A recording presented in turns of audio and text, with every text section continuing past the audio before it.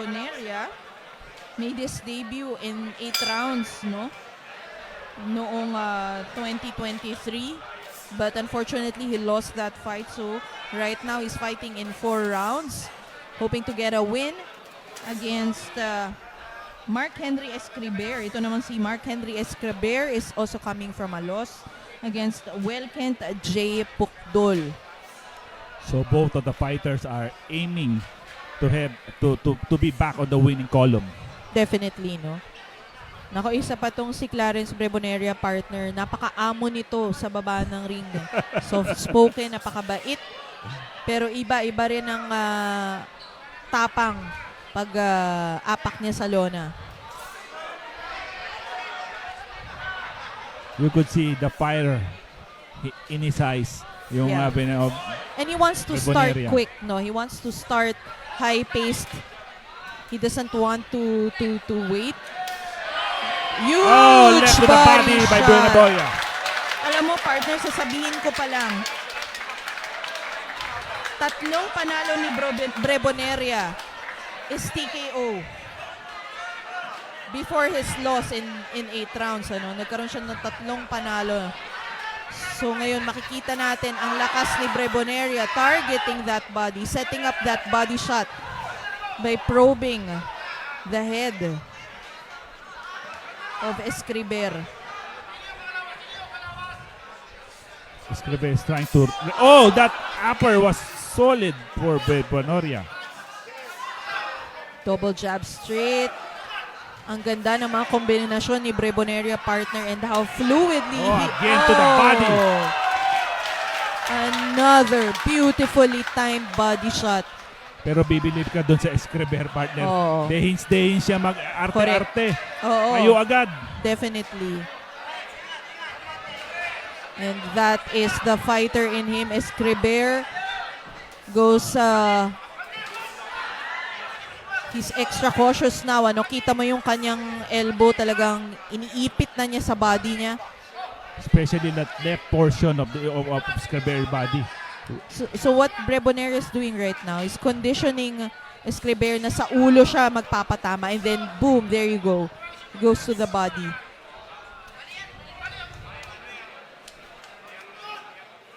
A nice sneaky left by Escriber did connect on that. Certainly, no? We need again, more of that. Again, Escriber. Uppercut by Escriber. Breboneria pushes him to the ropes. Sneaks in that uppercut. Another that body left. shot. On the middle part naman ngayon. Wow. Clarence Breboneria is serious. He wants to get that win.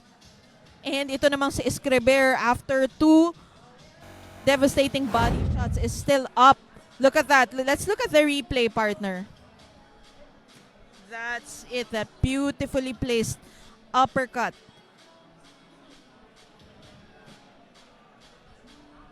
Another uppercut. Sinasabi nila, partner, na ang body shots daw ang Waterloo ng mga Pilipino ngayon. Why don't you strengthen our body and give them their own medicine? Partner, kung yan ang kryptonite natin, gamitin natin yung motivation para lumakas tayo, palakasin natin ang mga sikmura natin, and dig a little, and then dig harder. Para maramdaman din ng mga opponent natin na we are capable of absorbing nice body punches also. But again, easier said than done. Kasi Tama dami ka. dyan nagsasabi, mga 1,000 times na ako nagsisit-ups. Pero hindi, it's something no? Siguro, yun nga, I think Filipinos will benefit from a well-rounded game. Kumbaga, hindi lang tayo magaling sa isang bagay. We should hone other skills like you said, Binabati ko lang si Jason Brillo, ha. Yun, Jason From Brillo. Paitre, Santo Niño, South Cotabato. Boxer to ng MP Davao, eh. If I'm Shout not out, mistaken, Jason Brillo. Itong si Escriber came in the second round with more confidence, partner, ha. And that's what he should or what he needs. Kasi right now, Breboneria is walking him down eh. So he needs another body shot. Ang body shot ni Breboneria is coming from side to the middle din eh. So hindi siya exclusively sa side lang ng tumitira ng body punch. Kasi sa middle, bumabanat din siya. Oh, huge. And parang medyo hook eh, yung sa body. yan, oh. Ayun, no? Oh, there you go.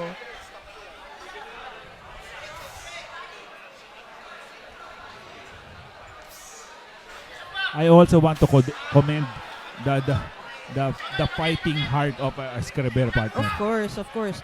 I mean, it's easy to quit, but it's harder to stay in the fight when you're hurt, no? Especially, partner, if you are down twice on round number 1, lingering in your mind, paano ba ako babawi?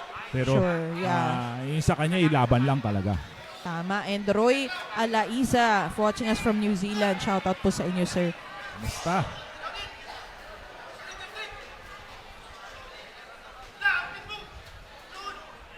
A little bit better round for Escriber, partner. Oh, huge upper by Escriber right there.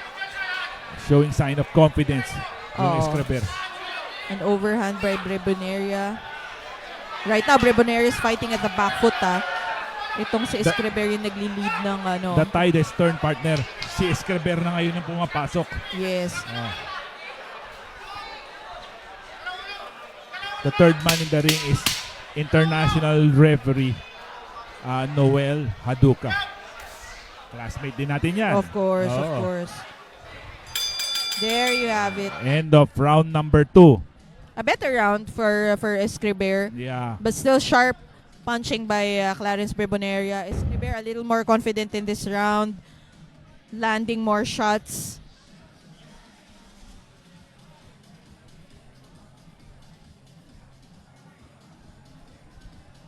We have tons more of boxing action on UKC New Breed. Tapos nito, it will be Ginoog City's own Ronaldo Toyogan against Ariel Antonio.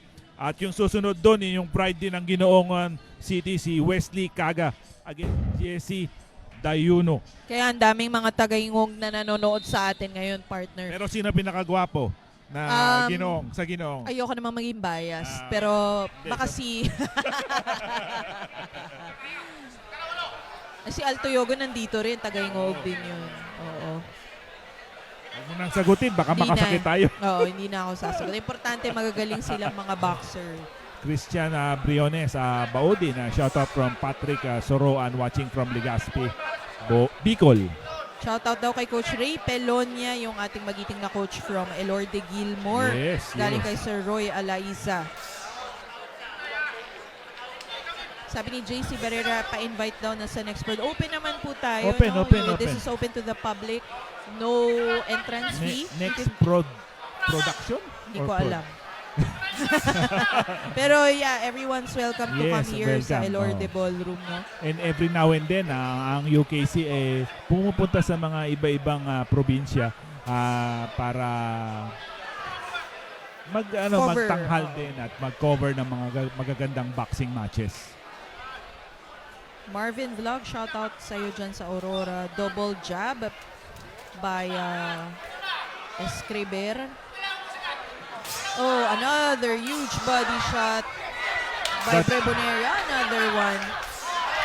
That's almost send Escriber down, partner, ha? Yes. Medyo napaluhod na siya doon. Nag-reset lang si Clarence Oh. in the previous round because he's right now, as you can see, he's doubling up on those body shots again.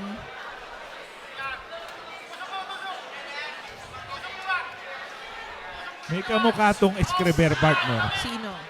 Ayoko sabihin.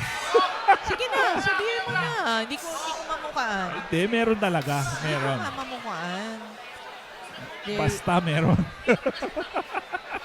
Ibubulong ko sa iyo mamaya. Sige, Ibubulong sige. ko, babulong ko. Si Sir JC Barrera from Blow by Blow. Kita Kit sa Okada sa 24. Sir JC, you are very welcome here sa Elorde Ballroom. We would love to have you here Opo, in opo. our event. Baka- And oh, Baka kailangan nyo rin kami. naku po. Biro lang, biro lang.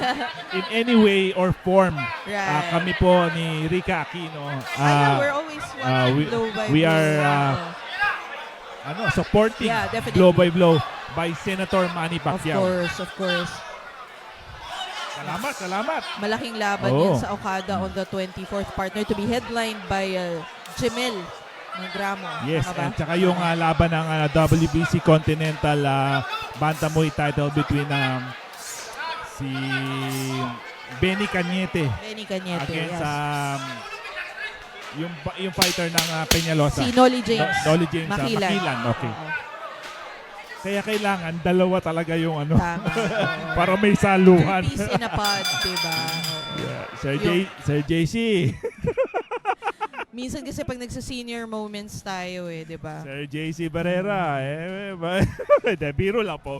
Biro lang kami po yung mapagbiro pag sa coverage po kami ay malikot kasi kailangan po medyo active, alive at tsaka na bumabasa rin kami ng mga comments para may interaction po kayo na nakukuha sa amin bilang commentator nyo. Definitely. And Marvin Vlog, shout out. Galing ka daw dito sa nung linggo. I guess he's referring to the amateur event that we had here in Elorde Ballroom. Yeah. Lumalalim na yung pag-uusap natin ni Sir JC Barrera.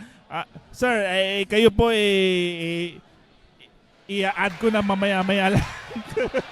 Yun talaga yung partner ko. Mabilis Salamat po, salamat. Parang counter hook lang. Hindi ba? Here we go. Sabi last round. sabi nga nila partner, strike while the iron is hot. Pag Definitely. malamig na yan, kahit anong punas mo dyan, hindi na yan papalag. Di ba? So habang mainit, largahan mo na. And I think that's the motto of Clarence Breboneria also. No? He started off with a good first round, tapered off a little in the second round. Ngayong third round, umarangkada siya ulit. Ngayong fourth round, he's building on that momentum, partner. Partner, nasabi ko yung Benny Cañete, partner, Hindi ko pa personally nako-congratulate si Christian Araneta Right. for winning the IBF mandatory eliminator against Arvin Magramo. Congratulations, Christian Araneta and the whole stable of Omega Boxing Gym dyan sa Cebu. Sa kaibigan natin, Si Coach J, kay Doc Sir J, Pio, Sir Pio. Sir Dodong, Diego Bandido. Another body shot. Escriber signals it for it to be a little higher. Breboneria with that overhand.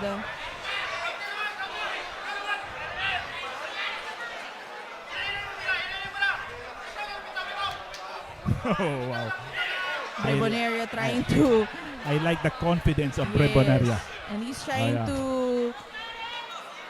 Kumbaga, vary, no? Sabi ni Sir JC, kaya ba daw natin mag-English? Kasi straight English tayo, kaya mo? Oh naman, wala namang problema dyan. Parang ano to partner Para ano ba to? Audition? Straight English. I mean, we're happy to... Kasi when we speak in English, we're also reaching our Yes. foreign fans, Yeah. our foreign supporters ng boxing. Kasi merong mga instances sa atin sa coverage natin. They don't want us to talk in Tagalog para mas maintindihan. Pero may mga rin tayo, may mga coverage din tayo na straight English talaga. Definitely. Gaya ng Kumong Bulanon 14. Right. They cater a pay-per-view. So kailangan may English touch yun. For sure. Breboneria again with that right uppercut. Yes, Ishio Payumo, shout out sa ating GAB medical team, our hardworking men and women of Games and Amusements Board. I thank you so much, Sir JC Barrera. And also, ito it's not because Sige. that statement, but Sige. I also like to commend how Blow by Blow is well planned, is well executed. So kudos also to the Blow by Blow team for good productions. Always yan. Always. Flawless. What a fight. What a fight. a fight. There you go. Again, we are thanking our sponsor for this event, Lightwater, Fairtex Philippines, Pocari Sweat, V Athletic by Sir Raul Navarrete, na ang size ko ay XL na po ngayon. And marami pang tumutulong. Sana makabalik yung mga iba. Ice Cream of the Year, sana bumalik ka na. Kung ano man ang gusto mong gawin ko, gagawin ko na para bumalik ka na at Yes. mag-sponsor ka na ulit sa UKC ni Ma'am Kukoy Elorde. Definitely partners. So thank you. And also sa ating mga viewers, don't forget to share this video, share this to your friends, to different groups para mas marami pa tayong maka-enjoy nitong ating UKC New Breed. Alam mo partner, it's very exciting to watch new talents. Nakikita mo doon yung mga pangarap na nabubuo pa lang. Kumbaga, there's so much promise and there's so much potential in each of the matches today. Tonight na yung sasabihin ko, gabi na, no? Ano Marami ba? pa. Marami pa tayong fight na left in the tank. At our main event is Luis Borge against Amperny Palarca. Yan ang po ang main event. Ang co-main event po natin is a featherweight matchup between Joji Pacamalan, who is a record of 3-0 and 2 KO from Elorde Fight Team in Kalumpit, Bulacan, against Melchor Roda of Arcelius Boxing Gym in Manila. And of course, the equally very anticipated welterweight matchup between Hoki Lam of Hong Kong against Sherwin Lombres of Baruch Boxing Stable. Marami pa po tayo and continue watching only here in Elorde TV.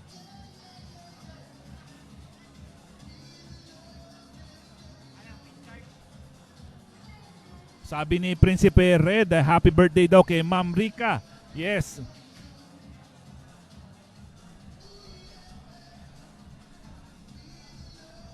Yes, sabi ni Ronald Medes, shoutout daw uli sa mga fighter namin and coach Cinco Bowen from Batangas City. Kamusta po sa lahat ng kaibigan natin at mga kaboxing natin ng Batangas? Here are the scores and the three judges, Gerald Bassing, Andres Lorente, and Hugo scores about 40-34.